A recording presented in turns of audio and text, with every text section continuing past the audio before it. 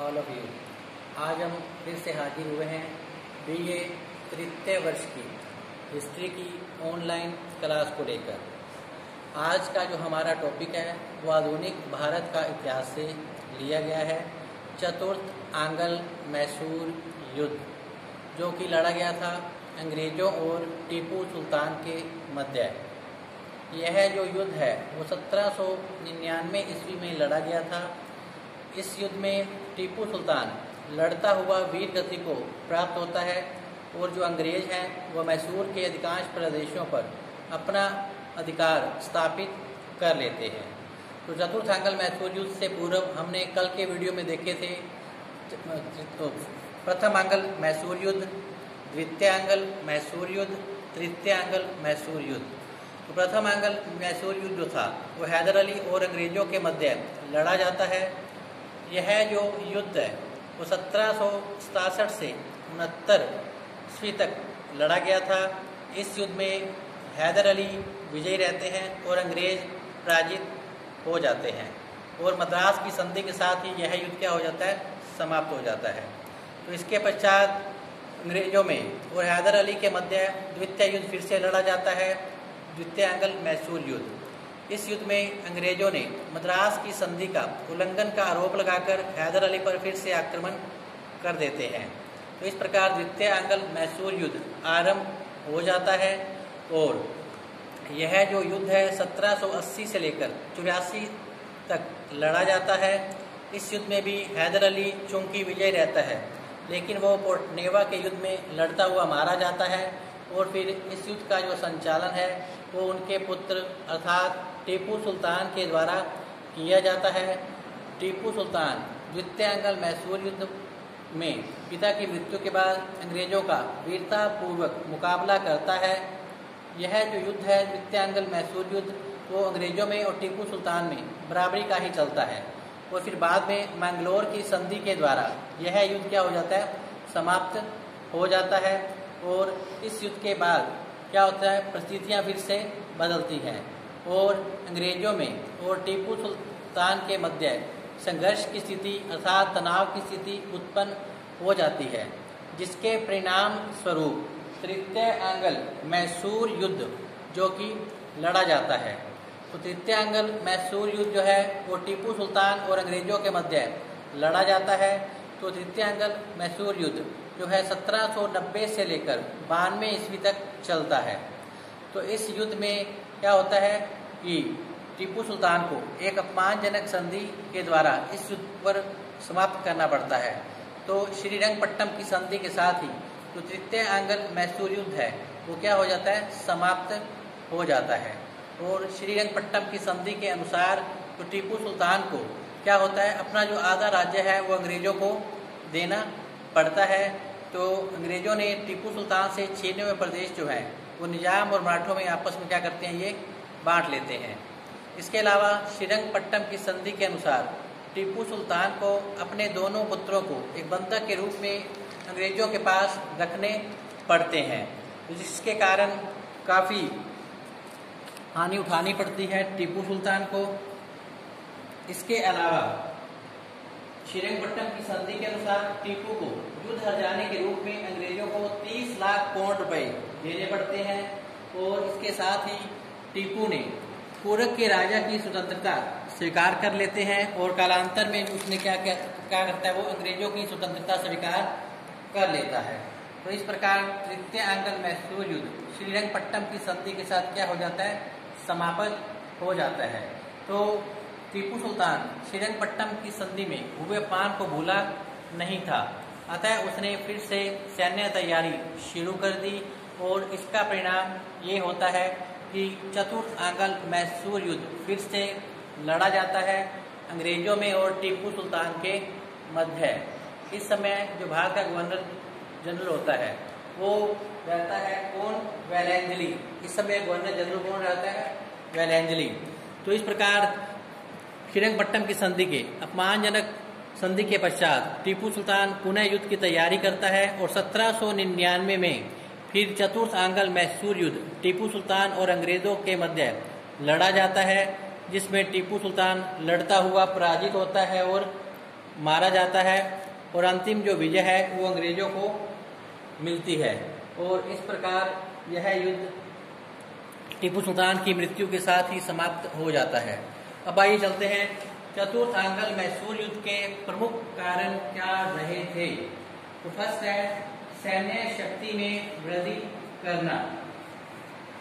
तो फर्स्ट है टीपू द्वारा सैन्य शक्ति में वृद्धि करना। तो टीपू सुल्तान था वो श्रीरंगपट्टम की संधि में हुए अपमान को भूला नहीं था, अतः उसने क्या किया, शीघ्र ही सैन्य तैयारी करनी शुरू कर दिए। उसने अपनी सेना में योग्य सैनिकों की भर्ती की, अनेक नवीन दुर्गों का क्या करवाया, निर्माण कार्य शुरू किया। और इसके साथ ही टीपू सुल्तान ने क्या किया, श्रीरंगपट्टम के सुदृढ़ किलेबंदी के कार्य उसने शुरू कर दिया था, जिससे श्रीरंगपट्टम में किलेबंदी के कार्य को देखकर जो अंग्रेज थे वो काफी चिंतित हुए। तो उन्हें ऐसा लगने लगा कि टीपू अब फिर से युद्ध की तैयारी में लग गया है। अतः टीपू द्वारा सैन्य शक्ति में वृद्धि करने के कारण ही अंग्रेजों में और टीपू सुल्तान में जो संबंध क्या होते हैं वापिस बिगड़ने लगते हैं। वो चतुर्थ आंग्ल मैसूर युद्ध की जो पृष्ठभूमि है वो पुनः तैयार होने लग जाती है। इस प्रकार चतुर्थ आंग्ल मैसूर युद्ध का जो पहला कारण है वो टीपू द्वारा सैन्य शक्ति में वृद्धि करना माना गया है। इसी श्रृंखला में चतुर्थ आंग्ल मैसूर युद्ध का जो दूसरा कारण था वो विदेशी शक्तियों से सहायता प्राप्त करना था। इसके द्वारा टीपू सुल्तान के द्वारा टीपू जानता था कि वो अंग्रेजों से अकेले अपने शक्ति के बल पर उनका सामना नहीं कर सकता, अतः अंग्रेजों को हराने के लिए क्या है, विदेशी शक्तियों की सहायता उसे लेनी ही पड़ेगी। अतः उसने क्या किया, काबुल, टर्की, अरब, फ्रांस और मॉरिशस में क्या भेजे, अपने राजदूत भेजे और इनके साथ अपने संबंध सुधारने का प्रयास किया। और इनकी सहायता से ही वो क्या है, अंग्रेजों की शक्ति को कुचल देना चाहता था और श्रीरंगपट्टम की संधि में हुए अपमान का बदला वो लेना चाहता था। तो जो श्रीरंगपट्टम है वो मैसूर की राजधानी है। नंबर 3 है फ्रांसीसियों से घनिष्ठ संबंध कायम करना। इसके द्वारा टीपू सुल्तान के द्वारा तो टीपू सुल्तान ने फ्रांसीसियों से घनिष्ठ संबंध स्थापित करने पर बल दिया, क्योंकि अंग्रेजों में और फ्रांसीसियों में आपस में बनती नहीं थी। इसका लाभ उठाया टीपू सुल्तान ने और उसने फ्रांसीसियों से घनिष्ठ संबंध स्थापित करने क्या कर दिए, उसने शुरू कर दिए थे।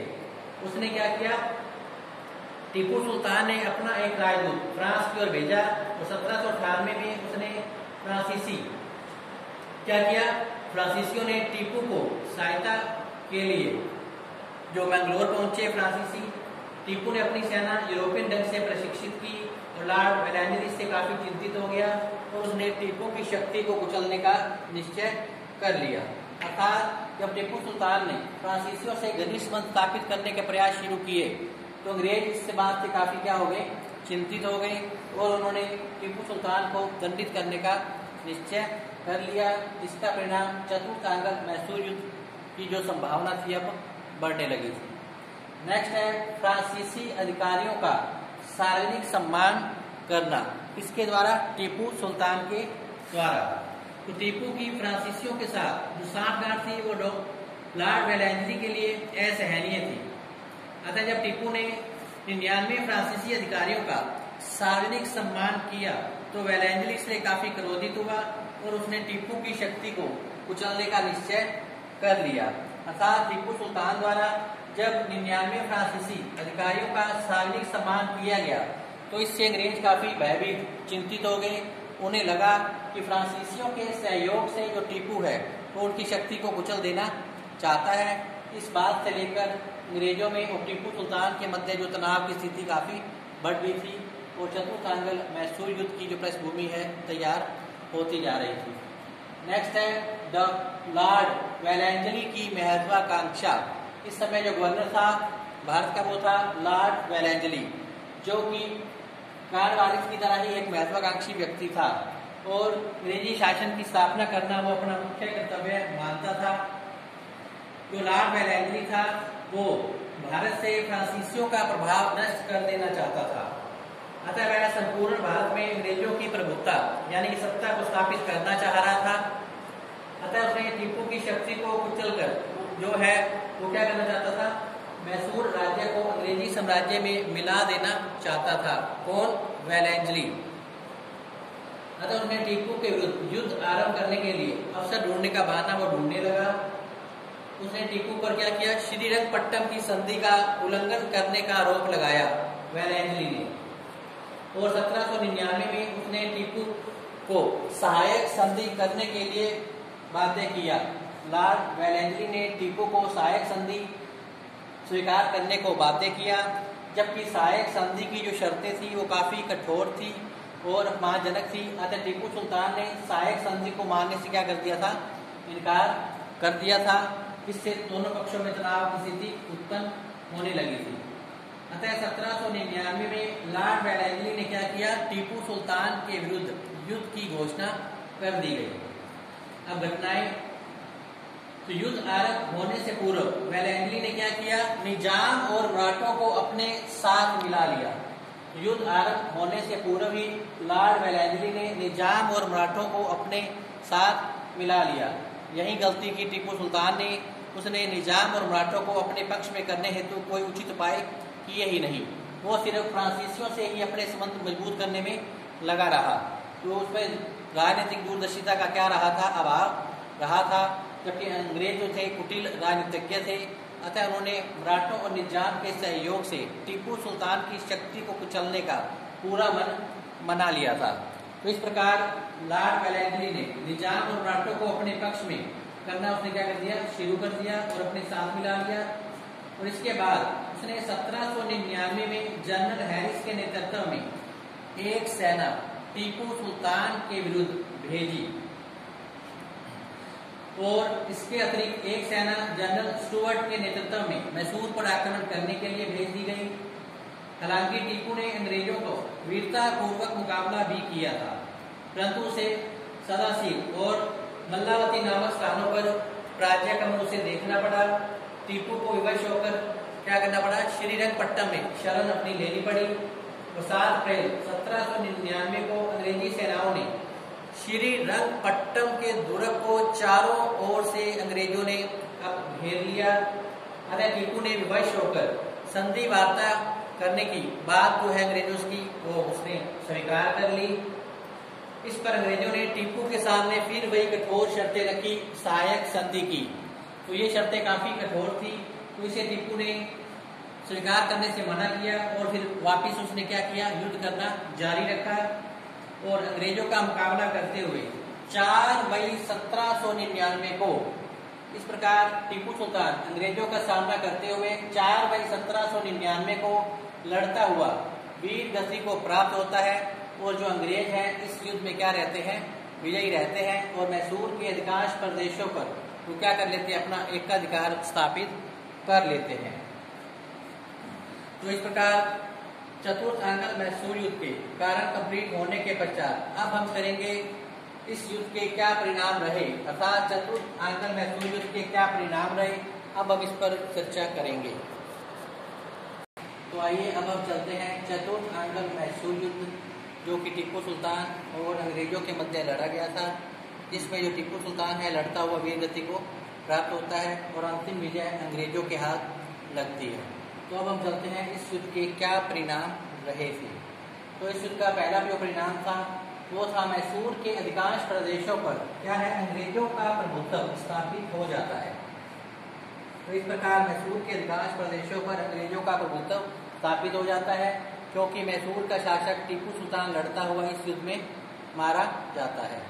तो नेक्स्ट है 2 नंबर पे कोयम्बटूर, श्रीरंगपट्टम, धारापुरम जो प्रदेश होते हैं वो अंग्रेजों को प्राप्त हो जाते हैं। तीसरा परिणाम, अब इस युद्ध के पश्चात क्या होता है, भारत में फ्रांसीसियों का प्रभाव समाप्त हो जाता है, क्योंकि टीपू सुल्तान इस युद्ध में पराजित होता है और मारा जाता है। इससे फ्रांसीसियों का प्रभाव भारत से समाप्त हो जाता है, क्योंकि अंग्रेजों से जो फ्रांसीसी से वो अंग्रेजों से कमजोर पड़ते थे। फिर 4 नंबर पे है मैसूर का जो शेष भाग था वो प्राचीन हिंदू राजवंश के एक राजकुमार कृष्ण राज को दे दिया जाता है। और लॉर्ड वेलेंजली ने क्या करता है, फिर कृष्ण राज के साथ एक संधि करता है, जो कि इतिहास में सहायक संधि के नाम से जानी जाती है। तो सहायक संधि की शर्तें क्या थी, काफ़ी कठोर थी। इसे कृष्णराज ने स्वीकार कर लिया था और टीपू सुल्तान ने सहायक संधि को मानने से इनकार किया था और उसने युद्ध जारी रखा था और अपनी स्वतंत्रता के लिए वो अंग्रेजों से मरते दम तक लड़ा भी था। तो इस प्रकार लॉर्ड वेलेंजली ने क्या किया, कृष्णराज के साथ एक संधि की जो इतिहास में सहायक संधि के नाम से जानी जाती है। अब इस संधि की शर्तें और जो प्रावधान है वो कुछ इस प्रकार रहे थे। सबसे पहले इस संधि की जो शर्त थी अंग्रेजों की वो क्या थी, मैसूर राज्य की सुरक्षा के लिए अंग्रेजी सेना रखी जाएगी। मैसूर राज्य की सुरक्षा के लिए एक अंग्रेजी सेना रखी जाएगी। तो ये सबसे पहली शर्त सहायक संधि की यही थी। दूसरी शर्त, इस सेना के व्यय के लिए जो मैसूर राज्य है वो 7 लाख पौंड वार्षिक जो है वो कंपनी को भेंट करेगा। इस सेना के व्यय के लिए मैसूर राज्य क्या करेगा, 7 लाख पौंड वार्षिक कंपनी को भेंट में देगा। तीसरी शर्त थी, कृष्णराज ने 22 लाख रुपए खिराज के रूप में 22 लाख रुपए वार्षिक खिराज के रूप में अंग्रेजों को देने का उसने क्या दिया, वचन भी दिया। नेक्स्ट है, वह मैसूर में एक अंग्रेजी रेजिडेंस रखेगा। कौन, कृष्णराज मैसूर में क्या रखेगा, एक अंग्रेजी रेजिडेंस रखेगा।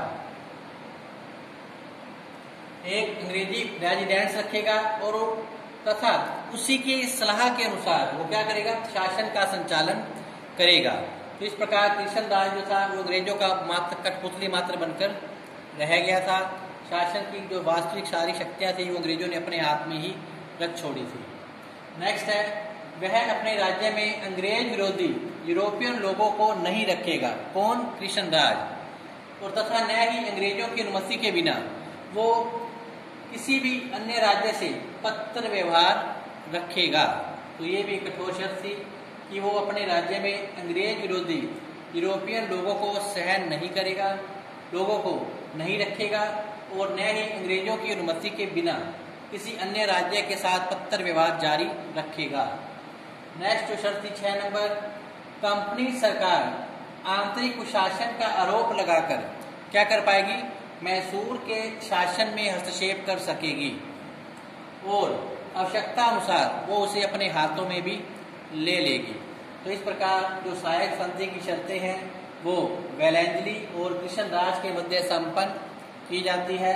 तो ये कठोर अपमानजनक शर्तें थी जो कृष्णराज के द्वारा स्वीकार की जाती हैं और टीपू सुल्तान ने इन शर्तों को मानने से मना कर दिया था क्योंकि ये शर्तें काफ़ी कठोर थी और अपमानजनक थी। तो इस प्रकार इस युद्ध के जो परिणाम हैं चतुर्थांगल मैसूर युद्ध के वो अब क्या होते हैं, यहीं पर समाप्त होते हैं सहायक संधि के साथ ही। अब हम जानते हैं कि टीपू सुल्तान को आखिर अपने उद्देश्य में सफलता क्यों नहीं मिली जबकि वो वीर और योग्य शासक था। तो इसके पहला कारण है उसमें राजनीतिक दूरदर्शिता का अभाव था टीपू सुल्तान में, क्योंकि उसने निजाम और मराठों का सहयोग लेने के बारे में कभी विचार ही नहीं किया। वो सिर्फ फ्रांसीसियों पर ही अधिक ध्यान देता था। इसके कारण अंग्रेजों ने निजाम और मराठों को अपने पक्ष में कर लिया था और उनके सहयोग से टीपू की शक्ति को उन्होंने बड़ी आसानी से कुचल दिया था वेलेंजली ने। फिर घुड़सवार सेना की इन्होंने क्या की उपेक्षा, किसने, टीपू सुल्तान ने। टीपू सुल्तान ने घुड़सवार सेना की उपेक्षा की, इसके कारण इसे युद्ध में क्या लगी, पराजय हार लगी थी। फिर रक्षात्मक नीति अपनाना भी इसकी सफलता का ही कारण था। फिर फ्रांसीसियों पर अत्यधिक निर्भर होना भी इसके लिए घातक सिद्ध हुआ, क्योंकि युद्ध में अपनी शक्ति अपनी सेना ही ज़्यादा काम आती है और फ्रांसीसियों से अधिक निर्भर होने के कारण ये थोड़ा सा युद्ध नीति में ढीला डाला पड़ गया था और उसने सैनिकों की व्यवस्था, विशेष व्यवस्था उसने स्थापित नहीं की। जबकि जो अंग्रेज थे वो अपनी सैनिक शक्ति कूटनीति से लड़ते थे और उनके पास तोपखाना था, घुड़सवार थे, इसके कारण अंग्रेज विजय रहे थे। जबकि टीपू सुल्तान फ्रांसीसियों पर ही निर्भर हो गया था क्योंकि तोप चलाने के लिए वो फ्रांसीसियों पर ज़्यादा निर्भर था। तो इस कारण जो अंग्रेज थे वो तोपखाना चलाना अच्छी तरह से जानते थे। इसका हानि उठानी पड़ी, इसकी हानि टीपू सुल्तान को। और चतुर्थांगल मैसूर युद्ध में ये मैसूर का जो महान शासक है वो अंग्रेजों के हाथों मारा जाता है। टीपू सुल्तान की असफलता का जो पांचवा कारण था वो क्या था? उसका अहंकारी स्वभाव, जो उसके पतन के लिए मुख्य कारक सिद्ध हुआ। इसके अलावा विश्वासघातियों की भूमिका भी इस टीपू सुल्तान की असफलता के कारण रही कि युद्ध आरंभ होते ही जो इसके प्रमुख विश्वसनीय व्यक्ति थे वो इसका टीपू का साथ छोड़कर अंग्रेजों से जा मिलते हैं, जिसके कारण इसकी स्थिति कमजोर पड़ जाती है और अंग्रेज जो है टीपू की शक्ति को कुचलने में कामयाब रहते हैं। तो इस प्रकार ये थे टीपू की असफलता के प्रमुख कारण। राजनीतिक दूरदर्शिता का अभाव होना, घुड़सवार सेना की उपेक्षा करना टीपू सुल्तान के द्वारा, रक्षात्मक नीति अपनाना, फ्रांसीसियों पर आवश्यकता से अधिक निर्भर होना इसकी असफलता का सबसे प्रमुख कारण था। नेक्स्ट है इसका अहंकारी स्वभाव तो था, वो भी इसके पतन का कारण रहा था और विश्वासघातियों की भूमिका भी इसके पतन में सहयोगी कारक के रूप में सिद्ध हुई। तो इस प्रकार हम कह सकते हैं कि चतुर्थ मैसूर युद्ध जो है वो भारतीय इतिहास को इस युद्ध ने काफी प्रभावित किया था। इस युद्ध में अंग्रेजों ने क्या किया था? अपने प्रबल प्रतिद्वंदी टीपू सुल्तान की शक्ति को सदा के लिए कुचल दिया था। इसके कारण ही क्या था? इसके कारण भारत में फ्रांसीसियों की शक्ति भी क्या हो गई थी? नष्ट हो गई थी। अर्थात चतुर्थ आंग्ल मैसूर युद्ध की समाप्ति के पश्चात भारत से फ्रांसीसियों का प्रभाव भी क्या हो गया था? समाप्त हो गया था और मैसूर के अधिकांश प्रदेशों पर किसका अधिकार स्थापित हो गया? अंग्रेजों का अधिकार स्थापित हो गया था। और कुछ समय बाद निजाम ने मैसूर राज्य को अपना भाग भी जो है उसने कंपनी को सौंप दिया था। इसके परिणाम स्वरूप मैसूर राज्य जो था वो चारों ओर से अंग्रेजी राज्य से अब घिर गया था। तो अब चलते हैं टीपू सुल्तान के मूल्यांकन पर। टीपू सुल्तान का मूल्यांकन कुछ इस प्रकार है। तो सबसे पहला है कि एक वीर योद्धा था। नंबर 2, योग्य शासक था। एक राजनीतिज्ञ के रूप में भी इसकी भूमिका जो खास अच्छी नहीं रही थी। चौथी बात, उदार एवं सहिष्णु था। एक व्यक्ति के रूप में भी इसका मूल्यांकन करेंगे। और ये स्वतंत्रता का क्या था? उपासक था। तो अब हम इनको थोड़ा सा विस्तार से देखते हैं। टीपू सुल्तान का मूल्यांकन अर्थात एक वीर योद्धा। तो टीपू सुल्तान था वो कुशल सेनापति और वीर योद्धा था। वह सैन्य संचालन में काफी निपुण था। युद्ध कौशल उसमें वो छोटी का था और वह व्यूह रचना में अत्यंत निपुण व्यक्ति था। शूरवीरता और आत्म सम्मान उसके सर्वश्रेष्ठ गुण रहे थे। उसने अनेक युद्धों में अंग्रेजों को पराजित भी किया था और युद्ध कौशल का अपना परिचय दिया था। दूसरी बात है योग्य शासक। जो टीपू सुल्तान था वो एक योग्य शासक था। हालांकि वो निरंकुश शासक था, लेकिन फिर भी वो अपने प्रजा के हितों का ध्यान रखता था। उसका जो राज्य था धन संपन्न था। कृषि, व्यापार, उद्योग धंधे उस समय काफी उन्नत अवस्था में रहे थे। वह राज्य के प्रत्येक कार्य पर अपनी दृष्टि रखता था और साधारण ब्यौरे की बातों की भी देखभाल वो स्वयं ही करता था। उसने सेना, व्यापार, नापतोल आदि विभिन्न क्षेत्रों में अनेक सुधार कार्य भी संपन्न करवाए थे। नेक्स्ट है 3 नंबर मूल्यांकन में राजनीतिज्ञ के रूप में। टीपू अपने पिता हैदर अली की भांति चतुर राजनीतिज्ञ नहीं था। उसने अंग्रेजों के विरुद्ध निजाम और मराठों का सहयोग प्राप्त करने का प्रयास ही नहीं किया, जो उसकी एक राजनीतिक भूल थी। फिर भी उसने अंग्रेजों और फ्रांसीसियों की फूट का लाभ उठाकर फ्रांसीसियों के साथ अच्छे संबंध कायम किए और अपनी स्थिति को मजबूत करने के लिए उसने काबुल, टर्की, मॉरिशस और आदि देशों में अपने राजदूत भेजे और उनसे सहायता प्राप्त करने का अच्छा प्रयास भी किया था। नेक्स्ट है उदार एवं सहिष्णु। तो टीपू सुल्तान अंग्रेजों का प्रबल शत्रु था। अतः कुछ अंग्रेज इतिहासकार जो है ने टीपू के कटी आलोचना भी की है।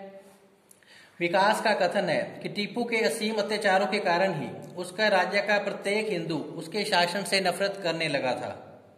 परंतु इस कथन में सत्यता घातक है, ये अभी नहीं क्लियर हो पाया। जबकि श्री नेत्र पांडे के अनुसार टीपू सुल्तान कट्टर मुसलमान जरूर था, परंतु वह अपनी प्रजा के साथ असहिष्णुतापूर्ण व्यवहार कभी नहीं करता था और उसके प्रजा के सुख दुख का ध्यान रखता था। फिर है एक व्यक्ति के रूप में इसका मूल्यांकन। तो जो टीपू सुल्तान था एक प्रभावशाली व्यक्ति था, कठोर परिश्रमी, उत्साही और महत्वाकांक्षी सम्राट था। वह उच्च कोटि का विद्वान भी था और अनेक भाषाओं का अच्छा ज्ञाता भी था। वह एक चरित्रवान व्यक्ति था और विलासता से कोसों दूर रहा करता था। फिर है लास्ट है मूल्यांकन में स्वतंत्रता का ये क्या था, उपासक। तो टीपू सुल्तान स्वतंत्रता का उपासक था। वह पक्का देशभक्त और मैसूर राज्य की स्वतंत्रता के लिए मृत्युपर्यंत संघर्ष में लिप्त रहता है और युद्ध में वीरता का प्रदर्शन करते हुए वो चतुर्थ आंगल मैसूर युद्ध में अंग्रेजों के हाथों पराजित होता है और मारा जाता है। लेकिन मरते दम तक ये अपने मैसूर राज्य की स्वतंत्रता के लिए भरसक प्रयास भी करता है। तो इस प्रकार टीपू सुल्तान का जो टॉपिक है हमारा आज का, चतुर्थांगल मैसूर युद्ध, जो कि 1799 में लड़ा गया था। और इस युद्ध में टीपू सुल्तान जो कि अंग्रेजों से लड़ता हुआ मारा गया था और अंग्रेज इस युद्ध में क्या रहे थे, विजयी रहे थे। इसके साथ ही आज का जो हमारा टॉपिक है चतुर्थांगल मैसूर युद्ध, वो यहीं पर समाप्त होता है। कल हम फिर से एक नए टॉपिक के साथ हाजिर होंगे। तब तक आप घर पर रहें, सुरक्षित रहें, स्वस्थ रहें और पढ़ते रहें। धन्यवाद।